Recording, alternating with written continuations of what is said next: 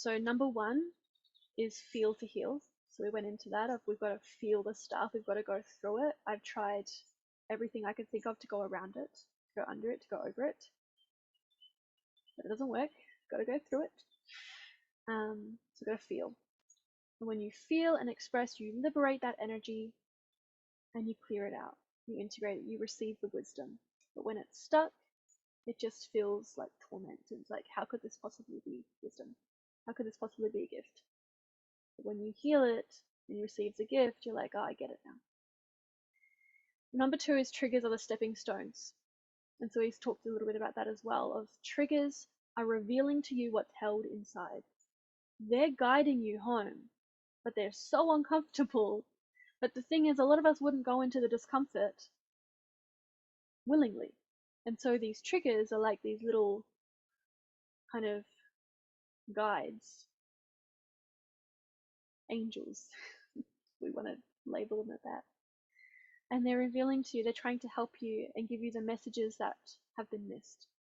Because when you're poked and when you're triggered and when you're in that discomfort, you have the opportunity to take your power back and to move through what's been suppressed. Because we won't usually choose to, okay, today I'm going to go into and I'm going to feel shame. Today I'm going to feel anger and I'm going to go fully into it. And sometimes we might actually have the intention of, I'm going to feel shame today. And we're like, I don't even know how to tap into that. Because we've just learned that it's quite stuck down there. And so the triggers help to bring it up. And so you might notice that of like, I've had times where, okay, I'm going to feel this today.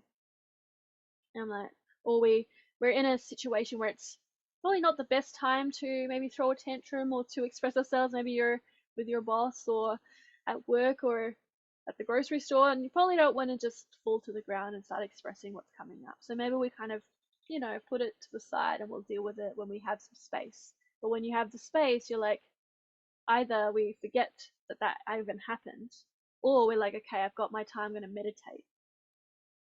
And we don't know how to tap back into it. So the triggers, they're helping you. And they're going to bring that stuff up for you.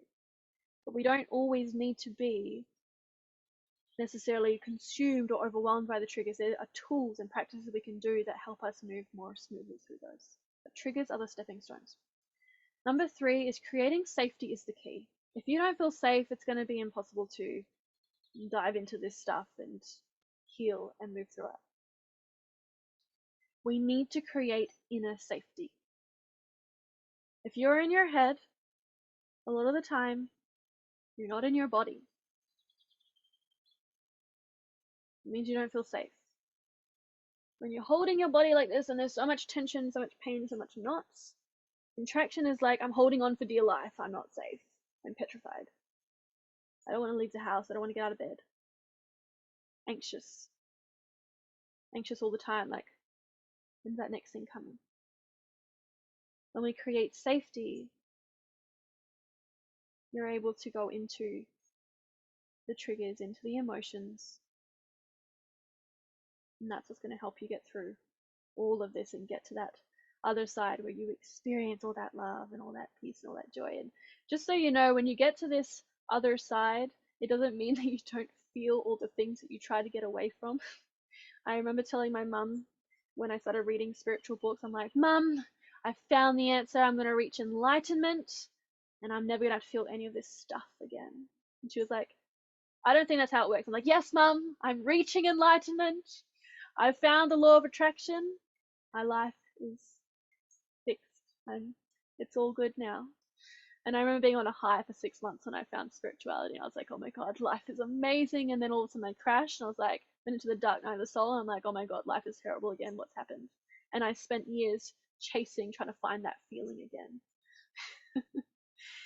But what I found now is that I'm able to be with all the different emotions. And I'm able to embrace them fully, even the most uncomfortable ones. And when I have the ones come up, when I have moments of, I just feel really low today. I feel really, maybe I don't really use the word depressed anymore, but I'm just feeling really crappy. And I feel like, oh, it's just too hard. I don't want to do it anymore. I've done 9 years of work. I've had enough. I'm too tired. And I go into those, or I start having different thoughts and beliefs and things come up. But now I'm able to observe them. I don't buy into the stories. And when the stories come up of like, see, you couldn't do it. See, obviously it was you.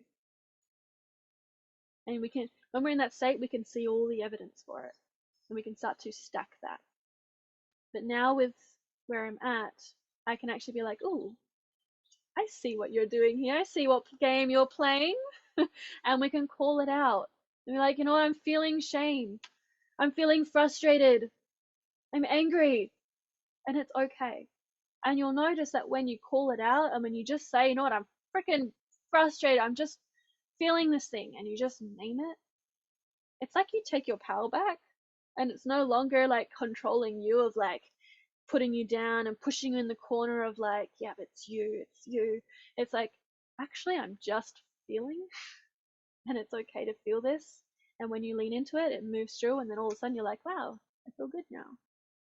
I find it funny in breath sessions, you can all of a sudden out of nowhere start crying, and you have no idea why you're crying. You're just crying. And then all of a sudden it stops, and you're like, why am I not crying anymore? Usually I'm crying for like hours or days or weeks. And in a breath session, it shifts like that because you've allowed yourself to fully go into it without making it mean something. There's no attachment. It just comes and then it goes. You can go from deep grief to all of a sudden joy, to pain, like full body pain. And then it's just gone. And then you go about your life and like, oh my God, that pain that I always have, or that kind of thing that's always in my shoulder, is just gone. But you have to feel it. And sometimes it's so intense when you feel it fully, but then it's like, pop, and it's gone.